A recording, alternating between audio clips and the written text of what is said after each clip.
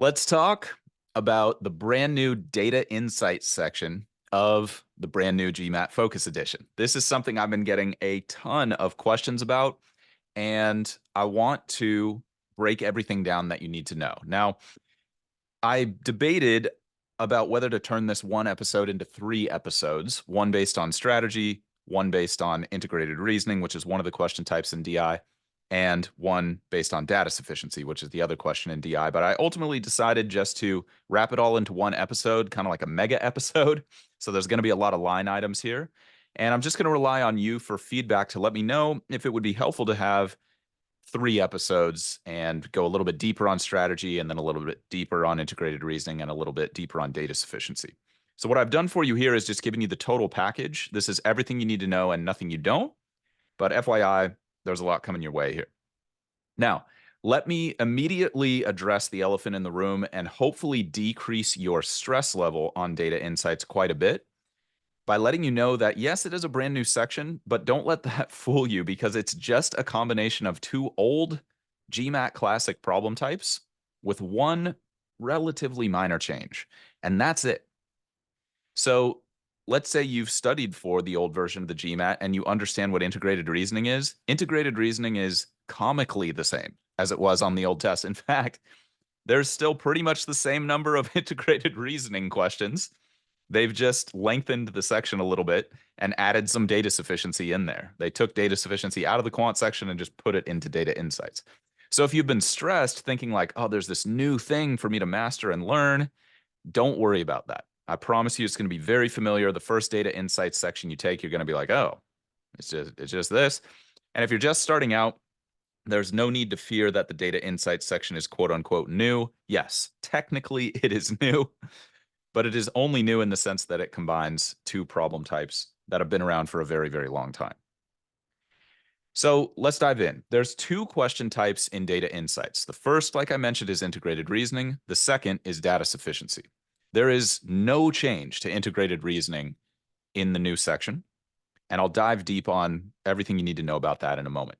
There is one change to data sufficiency questions, which is that about half of them have to do with mathematics, which has always been the case, and the other half are now basically pure logic questions where there's very little or zero computation to do. And it's more like a real world scenario, usually, such as 3 friends go out for ice cream. Friend A gets chocolate and strawberry. Friend B gets neither chocolate nor strawberry. And friend C gets chocolate only if the other 2 people got 3 chocolate each, or like something like that. Where like there are technically numbers in the question, but I don't need to set up an equation to answer the problem. And all you need for those questions is the same data sufficiency process that you've always had. And like I've spoken about in the past few weeks, the only real change to this is that your scratch work habits are just more important than they used to be. Because instead of missing a negative sign or something like that, like you might have on a classic data sufficiency question, you might miss one of the constraints of the problem. Like, oh, this 3rd person only gets vanilla if the other 2 people both get chocolate. But if only one of the other friends gets chocolate, then the 3rd person gets strawberry and no vanilla. And so you just want to find a way to track that unless you're one of these very, very, very rare people who can track that kind of thing in your head. Okay. So that's the only difference is you'll see some data sufficiency questions that are like pure logic questions. And then you'll see old familiar data sufficiency questions that have numbers in them, exponent rules, standard similar content to what you would see in the quantitative section. So I'll dive deep on some strategy for IR and data sufficiency in a moment. And if you're feeling like, wow, that actually does sound kind of new, Isaac, I'm a little scared of that, don't stress. I've got you covered. But what I want to do before we dive into those nitty gritty details is just talk about some quick basics of the section. Okay. So, what is the DI section? It's 20 questions in 45 minutes.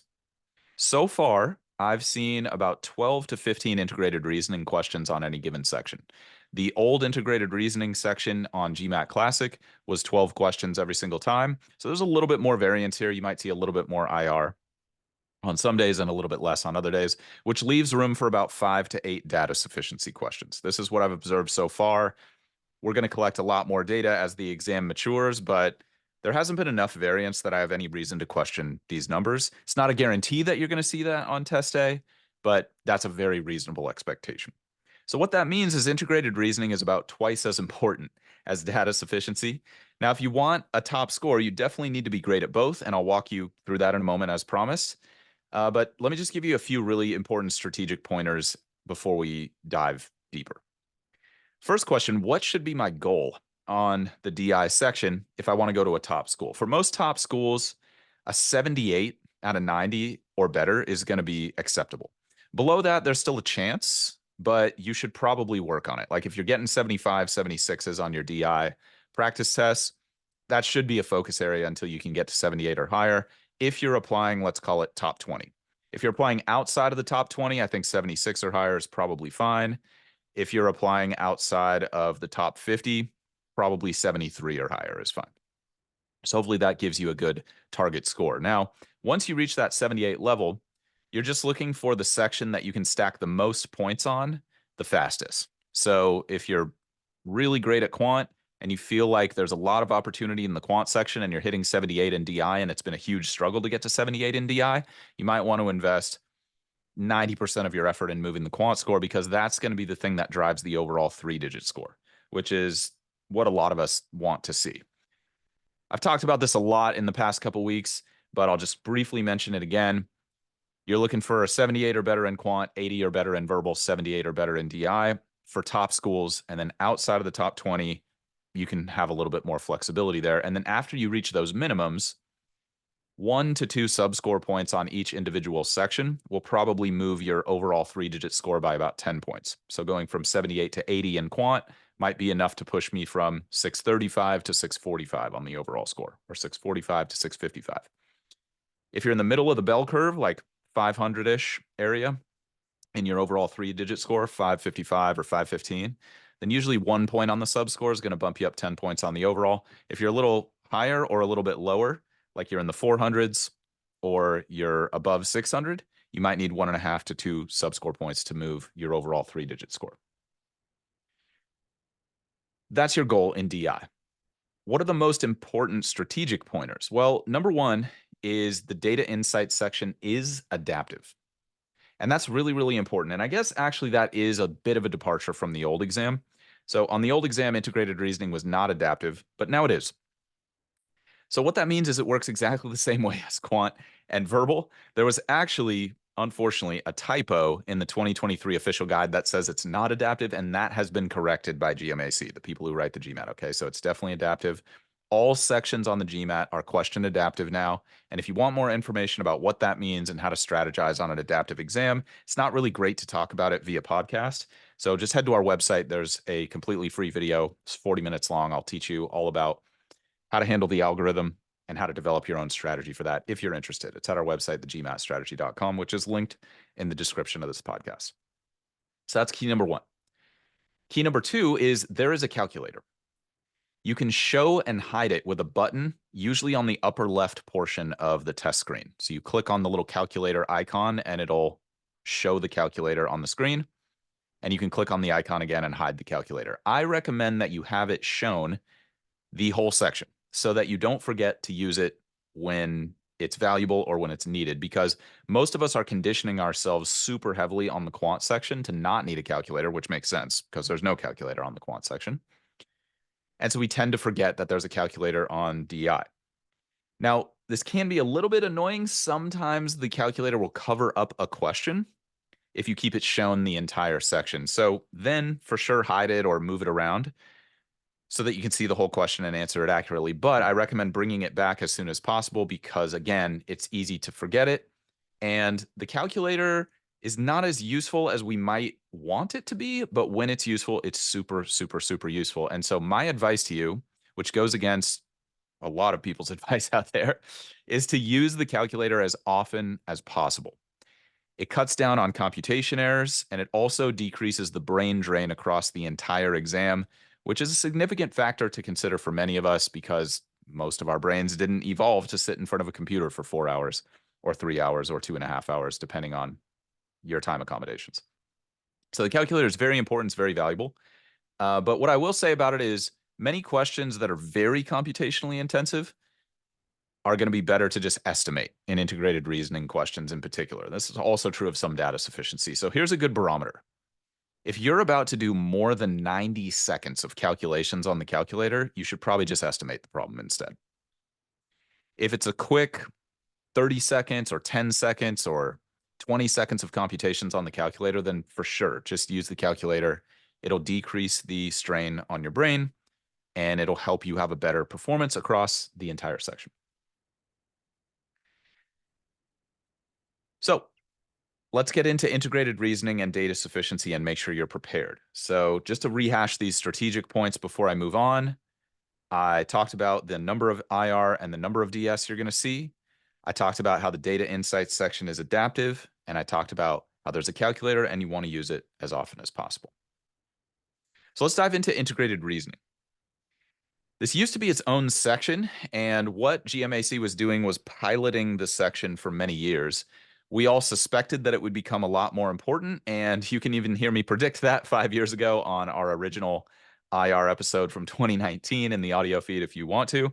And lo and behold, it has now become very, very important. So why does this matter? Integrated reasoning used to be a separate score, and it didn't affect your overall 3-digit score, but now, as I just spoke about, that's not the case. So integrated reasoning has become just as important as quant and verbal, and that's because data literacy is really, really important these days. That's why business schools wanted the section introduced to the exam. I can't remember exactly how many years ago it is at this point, but I think like 7 years ago or something like that, give or take. And that's why it's become more important, as we probably would all agree. Data literacy has just become more and more and more important as a business person. So hence the integrated reasoning problem type becoming more important. So what is integrated reasoning? Well, let's start with the word integrated. That means it's going to combine quant and verbal concepts. Now, that might sound a little scary, but it's actually good news, because what it means is all the studying you've done for quant and verbal will help out your integrated reasoning score. And that's why a lot of providers are going to recommend that you start with your quant and verbal studies first, be all in on those, and then transition to integrated reasoning and data insights later, because a lot of times increasing your quant knowledge, increasing your quant skills, increasing your verbal knowledge, increasing your verbal skills will drive the DI score. So I personally think that that is good advice. And that's the approach I've been taking with most folks, unless they're just coming into our work together super strong with quant and verbal and just really, really having a hard time with DI. Then we'll jump straight into the DI section. So again, more good news. There's no new content. So there might be some things you'll see in the quant section that you wouldn't see on an IR question, but there's not going to be anything brand new. But integrated reasoning is unique in that there are 4 new question formats. So there isn't any new content tested, but the format of the question that tests the same content is different from quantitative and verbal. So that's going to be the main adjustment that most people are going to need to make when it comes to being great at DI. Here's the thing. Once you master those 4 question formats, I'm going to help you do that in a second, and you master the content from quant and verbal, you've mastered integrated reasoning. That's it. And the only thing that could hold you back is timing, and I'll talk about that in a sec. But first, let's get into these 4 new types. The first type is called 2-part analysis. These are basically just algebra problems where you solve for 2 variables, hence the name. Usually, they're word problems of some type. It could be statistics like mean, median, mode, range, or it could be something very similar to a critical reasoning question in the verbal section. So there's a wide range of topics, hence integrated reasoning rather than just quantitative or verbal reasoning. There's really one core strategy on 2-part analysis questions, and it's very, very simple. But just because it's simple doesn't mean it's super powerful, not super powerful. In fact, because it's very simple, I think that makes it even more powerful. And the main strategy is just a structured approach to reading carefully. When I see people miss 2-part analysis questions, it's usually not because they don't know the math or they don't know the strategy if it's more like a CR. It's usually because they missed a keyword somewhere or a key concept. So super simple structure for you here. Start by writing down what the question is asking you. You can just read the question top to bottom, but make the first thing that you write down, what am I being asked here? And just get crystal clear on that. Then go back and write down the information from the prompt that is related to answering that question. one of the key skills of IR that we're going to talk about a lot today is sifting through lots of information to find the key data. This is something that we don't need to do in the quant section. In the quant section, pretty much 100% of the time, if you're given something in a problem, it's crucial for solving the question. Like, you need that data point to solve the question. IR is pretty much the opposite of that. There's tons of extraneous information that you don't need, and so the core skill is finding the data I do need. This is part of the reason that writing down the question first is so valuable, because it will help you identify, out of all the information you're given, what is the key information that is likely to drive my results on this question. So that's going to keep you efficient. That's pretty much it for two-part analysis, because again, it's all content that you're going to be familiar with from quant and verbal if you've prepared well. And so it's really just getting used to that strategic move I was just sharing with you. Now, one note on two-part analysis questions is that you should be prepared to guess and test with the answer choices. And that's because they're giving you two variables, and they'll sometimes ask a question like, which of the following could be values of X and values of Y? And the issue that a lot of quant folks run into there is there isn't one equation that I can just solve and get the exact value of X and the exact value of Y. And that can be frustrating sometimes. And so you just want to mentally and emotionally prepare for that, and make sure that you've practiced some type of strategy with problem-solving questions or two-part analysis questions. I'll give you a good resource for those in a moment. And you've practiced a few, maybe even untimed, just plugging the answers in and guessing and testing with whatever equations or whatever problem solving you've done up to that point in the problem. It's just something that I find throws people off a little bit. It's not a core strategy like the reading thing I gave you, but it's a helpful tip. So that's two-part analysis. The second type is called graphics interpretation. And if you've ever seen a graph before, you pretty much should be good to go on this question, but there is one valuable strategic point that I'll give you here, which is you want to read the title and the axes of the graph very carefully. You want to read the title and the axes of the graph very carefully. In fact, I recommend that you read those carefully before you even read the question. And I also recommend making note on your scratch pad if there are like weird units on either of the axes, such as the x-axis is in millions or in hundreds of millions. Like the x-axis on the graph might just say 1, 2, 3, 4, 5, 6, 7, but then there's like a key to the graph that says x-axis is in hundreds of millions, and that could be the difference between getting the exact answer and not. For example, if there's a data point on 6 on the x-axis and that represents 600 millions, then it's very easy to just pick 6 million or 60 million. And I know that might sound like a mistake you would never make right now, but under pressure, when you're fatigued, remarkably easy to make those kinds of mistakes. And let's be honest, that's one of the worst reasons to miss a question on an exam that's this important. So that's what I recommend on graphs questions. That's pretty much it. They can take time. They can be time intensive. They can still be hard to figure out, but the basics are not complicated. Couple just smaller tips on graphs. Number one, you might see some weird graphs like bubble charts, strange things like that.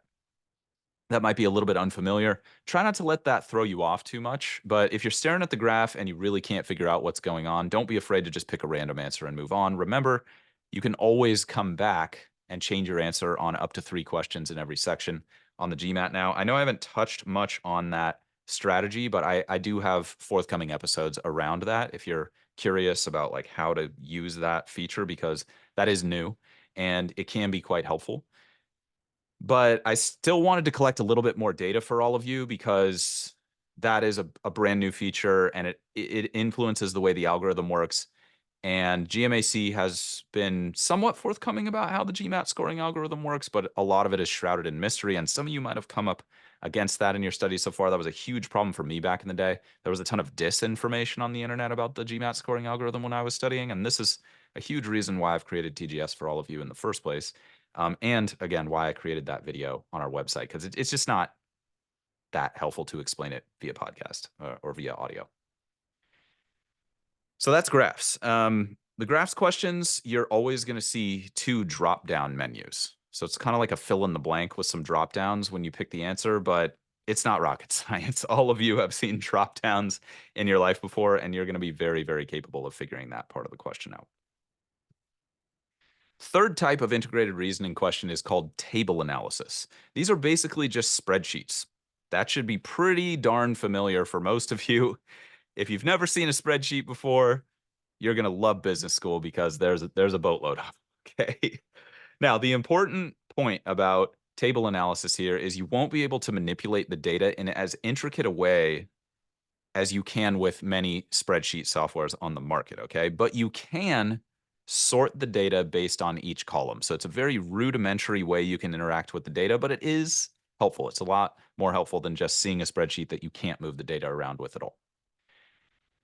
So I want to give you one strategic key for table analysis because IR questions, it's just not rocket science, everybody. Like they're straightforward in terms of the strategy you need. They're just tricky because there's so much information that you have to sift through and it can be a little bit overwhelming. Okay. But again, that's why I said that's like the core skill. And all of these strategies I'm giving you are meant to help you cut through that noise, for lack of a better expression, and find the key data that's going to help drive good results on questions. So the key strategy with table analysis is very simple. You always want to sort the data based on what the question is asking you. So if in the data table there's a list of customers is one column, like customer A, B, C, D, E, then price points of most common products they buy is the next column, and then total revenue per customer is the next column, and then total profit per customer is the next column, etc. You just sort based on what the question is asking. So if the question is asking about common price points, you sort based on common price points. If the question is asking about revenue per customer, you sort based on revenue per customer. If it's asking about profit per customer, you sort based on profit per customer. And so you can be very robotic with these questions. And I've found that as simple as that strategy is, it really, really helps unlock table analysis for most people, even people who struggle a lot with those. That's it. That's it. Otherwise, it's pretty much everything I've already talked you through, which is reading carefully. That's going to be huge on all IR questions. And you might have to read and reread if needed. And if you've read something 3 times and you still don't understand it, a good rule of thumb is that's a good time to just skip the question. And again, you can always come back to it later if you need to. Fourth and final type of integrated reasoning question is called multi-source reasoning. This is pretty much just reading comprehension from the verbal section with numbers. So the format is quite similar. Instead of a passage on the left side of the screen, you will see it kind of looks like a web browser with tabs open, and there's usually 2 or 3 tabs that you can click and view one at a time. So it's very similar to surfing the internet with tabs on a web browser. And that takes the place of what would be like the reading comp passage on the left side of the screen. And then on the right side of the screen, you're going to cycle through usually 2 or 3 questions on that data set. So that is somewhat unique. Multi-source reasoning, you'll have 2 or 3 questions on one data set. On pretty much all other IR types, it's just 1 question per data set. Now, if you've seen any IR questions, you'll know that individual questions generally have multiple parts, but I'm not talking about that right now. I'll talk about multiple parts of IR questions in a sec. I'm talking about straight up on multi-source reasoning, you will see 2 or 3 individual questions that may each have multiple parts. So that's very similar to reading comp. If you've done any study or prep with reading comp, you'll see the passage on the left side of the screen, and then you'll see 3 to 4 questions that you'll cycle through on that same passage. That's how multi-source reasoning works. So the information itself is, again, just like tabs on a web browser, so you can only view one tab at a time. So you're basically clicking back and forth between these tabs, and you're answering questions based on how the data in individual tabs is related. And for many of you, this is going to be fairly similar to your day-to-day jobs. Like you got an email in one tab, and then you got a spreadsheet in another tab or window, and you're writing an email to your staff, or you're compiling data for a report or something like that. So for a lot of you, multi-source reasoning will be very familiar. The main strategy here with multi-source reasoning is just to treat it exactly how you would treat reading comprehension. So if you haven't listened to our episode on GMAT verbal, I go pretty deep on reading comprehension and some valuable strategic pointers there for you. So definitely listen to that if you're concerned about MSR, but I'll give you the super, super, super quick version of it. You'll do a quick scan of all the tabs and all the info they give you. You're going to make some light notes if that's helpful for you. And then you're just going to answer based on the evidence that they give you, not your opinion. So even if they ask you like to speculate, if it says like they use words like infer, imply, or suggest, it sounds like they're asking for your opinion, but they're not. They're just asking you for which one is 100% provable based on the data that we gave you. And if you focus on that, if you focus on what the evidence can prove, then you will get lots of multi-source reasoning questions correct. Now, time can be an issue just because there's a lot of info to process. So again, we'll jump into that in just a moment. So that's it. Those are the 4 integrated reasoning question types. If you master those and you run the plays I just gave you, you implement the strategies I just gave you, you're going to be light years ahead of your competition on integrated reasoning. It really is that simple. And the rest is just quant and verbal content. So make sure that you're putting a great amount of energy into those 2 sections, unless you're already testing super, super high, in which case, thank the powers that be that you got that natural talent. Let me give you a couple strategic pointers for integrated reasoning, just as some final notes. Number 1, you'll notice that most questions have multiple parts. I was talking about this a second ago. 2-part analysis perhaps obviously has 2 answers. Graphs have 2 drop downs, like I talked about. And the important point here is there's no partial credit on those multi-part questions. So in a 2-part analysis, if I get variable A right and variable B wrong, the whole question is wrong. On multi-source reasoning, you'll often see these yes or no questions, and there'll be 3 of them within one question. If you got 2 out of the 3 right, but the third one wrong, the whole question is wrong. Now, before you let that stress you out, it actually can be reframed as a good thing, because if you're a little bit unsure on a question, you should be more willing to give away those multi-part questions, because your odds of success and guessing correctly are lower than if there's a single part question or just a 2-part question, excuse me. So that can help you figure out what you should guess on and potentially come back to, or what you should double down on in the moment on integrated reasoning. So final kind of point on that, now that we're wrapping up IR, is there's no new problem types in the section. It's all integrated reasoning as it's always been, and it's all data sufficiency as it's basically always been. We'll talk more about data sufficiency in a moment. But for now, what I want you to take away here is all the integrated reasoning material, prep material that's out there on the internet from GMAT Classic, the old version of the GMAT, is 1000% relevant to GMAT Focus. So if you've been worried about, hey, there's not that many data insights problems out there, there's not that many data insights resources out there for me, which is true. There's not very many resources labeled data insights yet, but that'll change in the coming months. Right now, if you're studying, use integrated reasoning questions from GMAT Classic. Use integrated reasoning sections from past GMAT exams that you might have. Use GMAT Club to find old integrated reasoning questions or integrated reasoning questions that other people have written. If you're not sure what GMAT Club is, it's just gmatclub.com. It's a very useful resource for you. Many people have been asking me for DI-specific materials. There's plenty available on MBA.com if you've got some budget, and there's plenty available on many old GMAT sites and GMAT books if you need more practice with that, all right? So try not to stress yourself out with the limited DI resources. Just recognize integrated reasoning is exactly the same as it's always been. So that's the first and second tip. Many questions have multiple parts. That can lead you to guess on certain questions if you're unsure. So for example, if I got the first question right on a 3-part question, but then I'm unsure about the second option, I'm going to very quickly guess on the third option as well, because it's very unlikely I'm about to get that whole entire question correct. That's strategic point number 1. Strategic point number 2 is all GMAT Classic resources for IR and for data sufficiency are very helpful for the data insights section. So don't worry if you feel like there's not very many materials for you out there. Third parting thought for integrated reasoning. Many people feel a lot of time pressure in the data insights section, and this is usually because of integrated reasoning and the whole multi-part question thing I was just telling you about. So instead of 12 questions in 30 minutes, give or take, it feels more often like 30 questions in 30 minutes. Again, there's a lot of data to sift through. It can be a big challenge. And so most timing issues in DI are going to be integrated reasoning related. If you need to improve IR, and especially your timing, this is actually one question type that does respond well to a lot of repetition in my experience. So if you follow my content or if you've engaged with me a little bit, you probably understand my philosophy is fewer questions with a deeper review strategy. And that tends to drive results way, way faster than just the volume, do thousands of problems kind of classic approach to these standardized tests or just tests in general.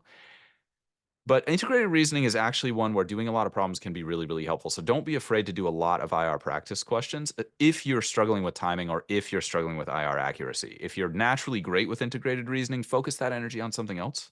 That'll really help accelerate your progress. But if you really need help with IR, then still review and still learn from each individual question, but it's totally okay to have a little bit more superficial review process for integrated reasoning and just do a lot of reps.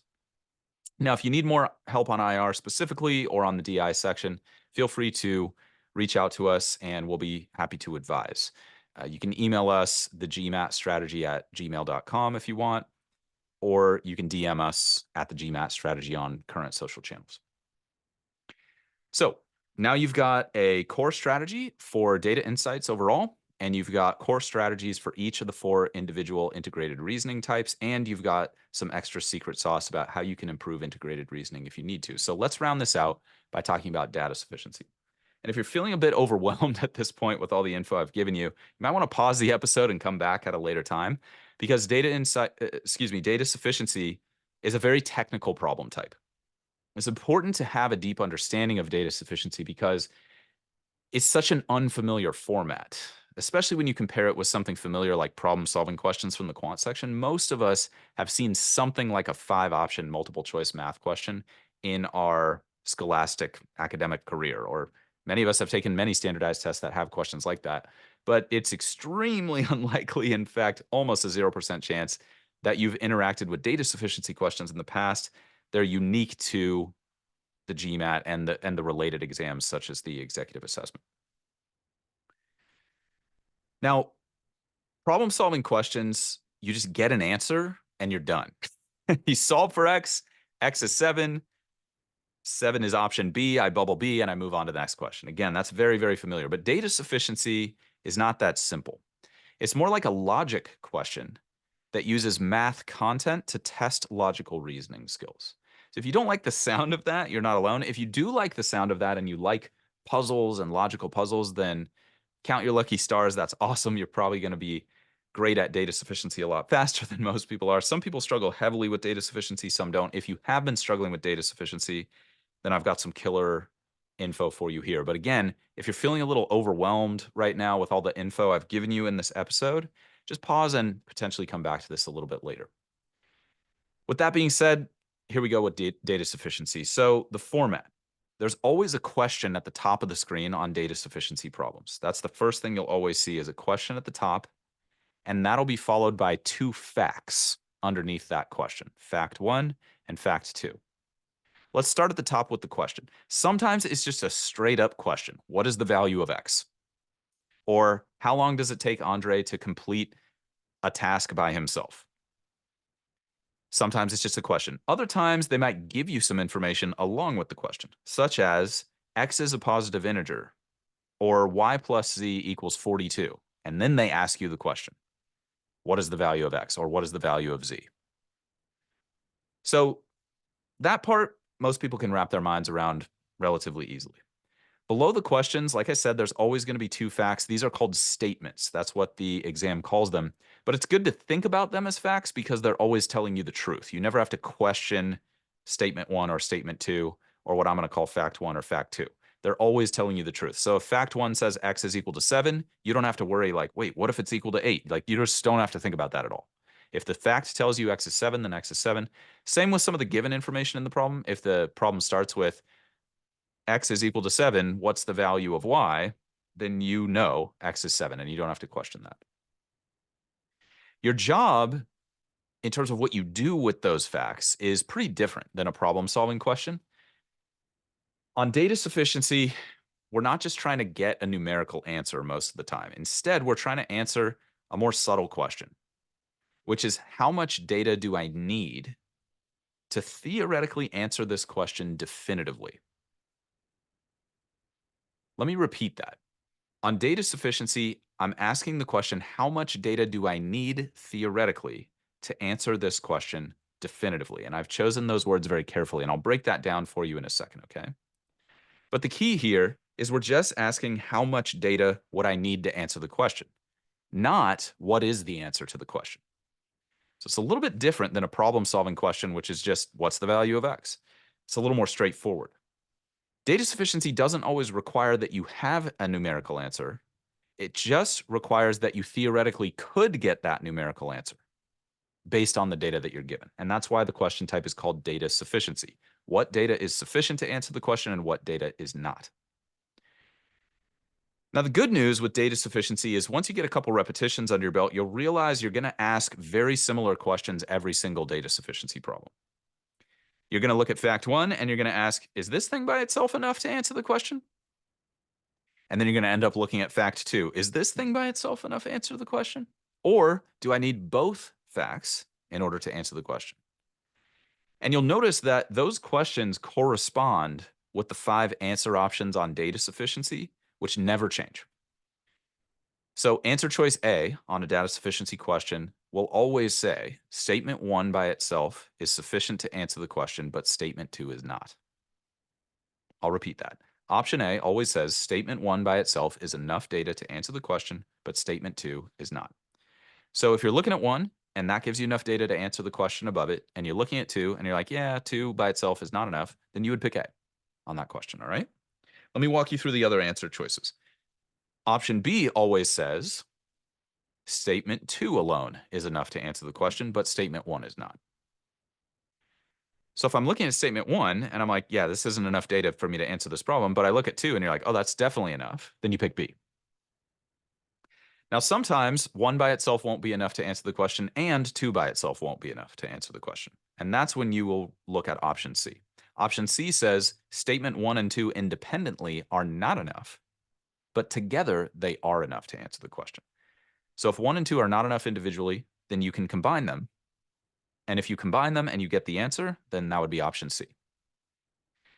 Option E, as in echo, I'm skipping over D, delta for a second. Option E, as in echo, is what you pick when you put the statements together and it's still not enough data to answer the question, right?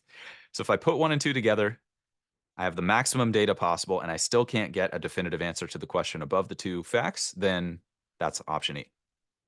Option D, as in delta, is when 1 by itself is enough and 2 by itself is enough. So if 1 by itself is enough, gives me enough data to answer the question, and independent of that, statement 2 also gives me enough information to answer the question, I pick option D, as in delta. So those are your 5 options on data sufficiency. You're going to want to memorize those as soon as possible. So as soon as you've got some flashcards in front of you, or as soon as you're out of the car or out of the gym or wherever you are right now, you're going to want to list out the data sufficiency answer options and test yourself on those every single day until you just cannot forget what each individual one represents. And again, A is always 1, B is always 2. They never change. So it should be a pretty straightforward process to memorize those, all right? So that's point 1, really important point about data sufficiency format. Point 2, a lot of people get confused because the goal of data sufficiency is not just to get any answer.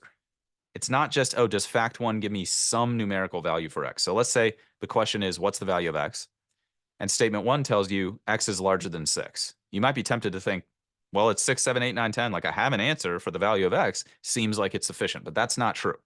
That's not true. What data sufficiency questions are asking you is, do I always get the same answer?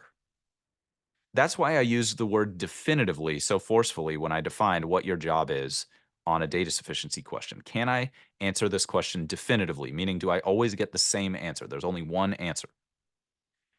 So if I return to our example problem and the question is, what's the value of x? And statement 1 says x is equal to 7, that's definitive. X is always equal to 7. Again, the facts are always telling me the truth. And so that's going to be enough data to answer that question. That would be sufficient data. If you have questions about this or you're getting a little bit lost, that's totally normal. You can try YouTube if you want to kind of hit the brain centers a little bit differently with data sufficiency, or you can reach out to us and we can help you pick the right resource for you. Now, there's 2 types of data sufficiency questions. The first is what I was just talking to you about. It's called a value question. What's the value of x? And that's asking you for a numerical value. Again, What would be sufficient data on a value question is one singular value. If sometimes x could be 6 and other times x could be 7, that's not sufficient. It needs to always be 6. That's it. That's the only thing that's going to be sufficient on a value problem, okay? Usually these have the word value in them, such as what's the value of y or what's the value of p, like all the examples I gave. Every once in a while, it might not have the word value in it, such as how many minutes does it take Isaac to complete a certain task. That's still asking you for a numerical value, but it doesn't have the word value in it, okay? Now, again, if in some situations Isaac takes 30 minutes and in other situations he could take 35, that's not going to be sufficient data to answer that question, okay? So one value, one value. That's very different from the other type of data sufficiency, which is called yes or no data sufficiency. So this would be like a question, is x equal to 5? That's a little different than the question, what's the value of x? The question, is x equal to 5, is a yes or no question. And there's only 3 answers to it. There's yes, no, and maybe, meaning sometimes it's 5 and other times it's not 5. So let's explore that. Again, your job on data sufficiency is to pick a definitive answer. And so that means on a yes-no question, I either always have to get yes or always have to get no. Let me give you an example of that. So let's take the question, does x equal 5? And then statement 1 says x equals 5. Okay, well, that's definitive. It's a definite yes. It's yes 100% of the time. That's sufficient data. If the question is x equal to 5? And then statement 1 says x is equal to 5 or 7, that is not sufficient data. Sometimes it's 5, could be 7 though. Not sufficient. Now, what can really bake people's noodles here, what can really be a brain melter, is when you get no. So an example of that would be, is x equal to 5 is the question, and then the statement says x is equal to 7. That actually is sufficient data to answer that question because you know for sure the answer to the question, is x equal to 5, is no. It's not 5. It's never 5. It's 7. That can really, really melt the brain cells. So don't worry if you make that mistake a few times on some practice questions. With a little bit of practice, all of this stuff is going to be second nature at some point. It might be fast, it might be slow, but you will get there as long as you don't give up. All right, so that's the difference between yes, no, and value questions.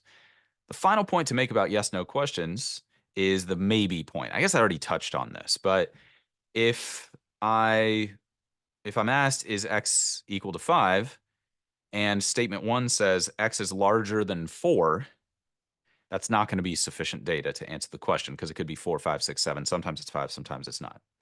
Again, brain melter here. If the question is x equal to 5, and statement 1 says x is larger than 6, that is going to be sufficient data because you know for sure it is not equal to 5. It's a definitive answer. There is one answer to the question, is x equal to 5? The answer is no. All right? So that's value versus yes, no. That can really mess with people. If you're struggling with that, just write value at the beginning of a value DS question or yes, no at the beginning of a yes, no data sufficiency question if you find yourself getting those mixed up, because that's very, very common. Now, what you'll find with data sufficiency is more than any other problem type on the GMAT, it rewards a consistent process. So let's build that for you. I'm going to keep this simple. Step 1 on a data sufficiency question is the most important step, which is write what's given and asked. You should be physically writing down the given information and the question on your scratchpad 100% of the time on data sufficiency questions, unless you are in that 0.01% of people who can just do amazingly well and get 100% of data sufficiency questions right just doing them in your head, okay? I know the temptation to do data sufficiency in your head is massive, and the test writers know that, and they will try to trick you with that. Keep in mind, the whole premise of a data sufficiency question is to make data that is sufficient seem like it isn't, and make data that isn't sufficient seem like it is. Otherwise, all data sufficiency questions would be super easy. All right, so writing things down will really help with this. When there's a constraint given, such as x cannot be equal to 0, that constraint is always given for a reason, so you really want to note that. Now, if there's no constraint given on x, then you want to mentally note that or physically note that as well. X could be negative. It could be a fraction. It could be positive. It could be a decimal. That's really important. If X is constrained, that's really important. If X is not constrained in a data sufficiency, that's really, really important, okay? Now, the other reason I recommend writing what's given and asked is it will trigger you to do the rest of the structured approach I'm about to tell you in a more structured way, which is going to be really, really helpful. So step 2 is to ask yourself if you can simplify the question at all. So you write what's given and asked, and if it's a complicated question, you ask, can I do some algebra on this question to make it simpler? Now, talking through algebra steps is probably beyond the scope of a podcast, but definitely hit a web search and figure out exactly what it looks like when someone simplifies a data sufficiency question. Should be able to just put what does it look like when someone simplifies a data sufficiency question into a web search and get some reasonable results. But if you can't, shoot us a DM and we'll find something good for you. It's generally easier to solve a simple question versus a complicated one, hence the desire to simplify questions. You won't be able to simplify all data sufficiency questions, probably, but probably 20 to 50% you can simplify, and it's really helpful. It's really helpful if you can simplify it. And it's not intuitive for most of us on standardized tests to think, oh, let me change this question to be simpler, but it's really, really helpful on data sufficiency. Okay, so step 1, write what's given and asked. Step 2, can I simplify this question? Step 3, evaluate statement 1 alone in a vacuum by itself. Do not consider statement 2 when you are evaluating statement 1. You have to respect that answer choice A could be the answer to the question. Recall that answer choice A says statement 1 alone is sufficient and statement 2 is not. So you got to put yourself in a vacuum and ask yourself, is this enough data by itself to answer the question? You don't want statement 2 in there clouding your judgment or making you think that you have more data than you actually have. Now, you might have to do some math on statement 1, or it might be simple, or you might have to test some numbers. All of those are viable strategies. But eventually you will figure out or have some idea, hopefully, whether statement 1 is sufficient or not, and you'll use that to eliminate some answer choices. Okay, if statement 1 is not sufficient, you can actually eliminate 2 answer choices. You can eliminate option A and option D as in delta, because A says 1 alone by itself is sufficient, which if we've established that it's not, is not true. And then option D, delta, says statement 1 by itself and statement 2 by itself is sufficient, and we just established statement 1 is not sufficient, so we eliminate 2. If statement 1, so we eliminate A and D, those 2 answers. If statement 1 is sufficient, then we can eliminate B, C, and E, because the only 2 options that I could pick are A and D. Okay? Again, you might have to come back to this a couple times, write some of this stuff out, or maybe get some YouTube or blog article going to visualize this, but I'm giving you the foundation of it, and I promise this will help a ton. Okay, so step 1, write what's given and asked. Step 2, can I simplify the question? Step 3, evaluate statement 1 alone by itself in a vacuum. Now, step 4, you got to do something kind of weird, which is delete statement 1 from your consciousness. You have to forget that statement 1 exists and evaluate statement 2 in a vacuum by itself. That might be the hardest part of data sufficiency for most people. And many of you might have already been struggling with this if you've been studying for a while. You have this statement 1 in the back of your mind when you're evaluating statement 2, and it's, again, clouding your judgment. It's making you think you have more information than you actually do. So don't do that. Intentionally either scratch statement 1 off on your scrap paper to help you mentally like delete that from your consciousness, or find a way for yourself to evaluate 2 by itself alone in a vacuum. And then from there, the process is very similar. It's just, is this data enough by itself to answer the question overall? And you might have to do some math, or it might be immediately obvious, or you might have to test some numbers, okay? Now, if statement 1 is not sufficient, but statement 2 by itself is, you're picking option B as in beta, and you're done with the question. But if statement 2 is not sufficient, now you're allowed to combine them, because you've already determined that 1 by itself is not enough and 2 by itself is not enough. But you have to do that first, because option C says statement 1 and 2 are not enough by themselves, but together they are. That first part of answer choice C is super, super important. A lot of people mess that up and they just go straight to combining the statements. That's probably going to go really badly, all right? So if you combine statement 1 and 2, like I already talked about, and neither one independently is sufficient, but together they are, you pick C. If you combine 1 and 2 and there's still not enough data to answer the question, you pick E as in echo. Okay, and we already talked about option D. That's it. That's your full data sufficiency process. It's not designed to be super complicated. It's designed to be simple so that you can use it 100% of the time, you can implement it, and you can get results. A lot of times the simplest strategy is the best strategy. Not in 100% of cases, but in this case, for sure, yes. So let me rehash the full process. Write what's given and asked, ask if I can simplify the question. If I can't, I just move on. If I can, I do some algebra to simplify it. Usually some algebra. Every once in a while, you can like logically rephrase the question. That's unusual, but it does happen. But if simplify the question if you can, evaluate one by itself in a vacuum, forget one and evaluate two by itself in a vacuum. And then if one and two are not enough by themselves, you combine them. That's it. That's your 6-step process to data sufficiency questions, all right? Now, if you have questions about this stuff, feel free to reach out to us like I always say.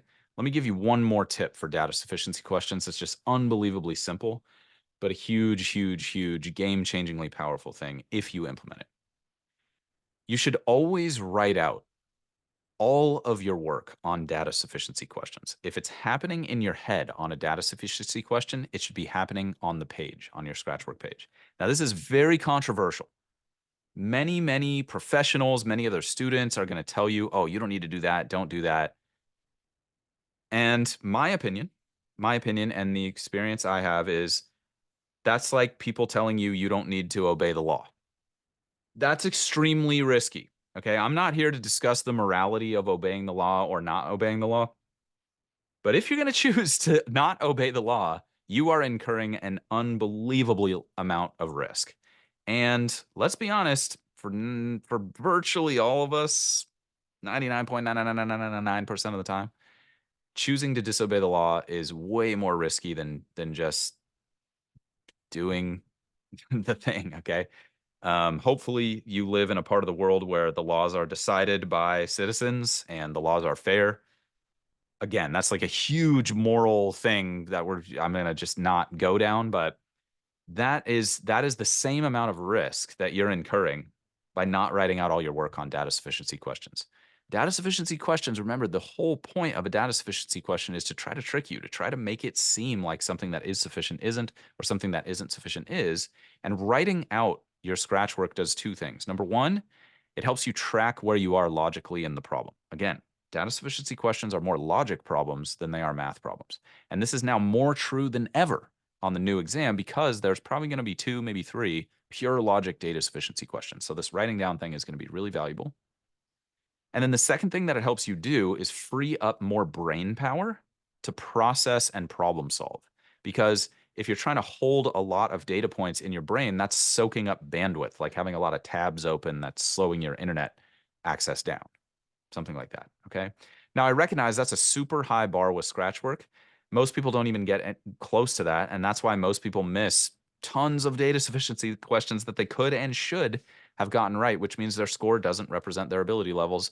And if there's anything that I have as a job here and my role in your success is to at least help you get credit for the actual knowledge that you have when you go in there on test day. Okay. So you can save yourself a ton of pain and agony by just building good habits from the beginning with this. If you're just starting out, let yourself be super slow on data sufficiency questions and don't feel the pressure to finish them in 2 minutes or even 5 minutes. Just focus on great scrap paper techniques and stepping through the process that I just gave you. That's going to solve 95% of the issues you're having on data sufficiency. And the other 5% is probably just content or doing enough practice questions to build speed. If you've been struggling with data sufficiency and you feel like it might be because your process or your scratch work is not very good, then take the time pressure out of the situation. Practice as many data sufficiency as you need to untimed to build up your scrap paper technique and thoroughness and build up your systematic approach to DS. And then at that point, you should be good to go. With enough time and repetition, I want you to know that you can get fast and great at data sufficiency questions. Again, the risk you take if you don't develop these great habits from the beginning is you get fast and bad at data sufficiency questions, which is better than slow and bad, but not by much. Being fast and bad at data sufficiency questions is not going to be great by much if you want to go to a top MBA program. If you're not going to a super competitive program and you're looking to just quote unquote like pass the test rather than get an elite score, then you can get by cutting many, many, many quarters. But I'm assuming many of you are here explicitly because you want an edge and you want to do great and you want to do your absolute best on test day or maybe even better than that. And that's why we're here for you. So as always, My greatest hope is that this material will make your studies as easy and as painless as possible. If you want more tips and strategies for optimizing your performance on the GMAT, as always, head to our website, thegmatstrategy.com, and check out our free video presentation on how to achieve your dream GMAT score in half the normal time. In the meantime, this is a weekly show, so please subscribe and stay positive and stay consistent with your studies. Reach out to us if there's anything we can do to support. I'll talk to you all soon.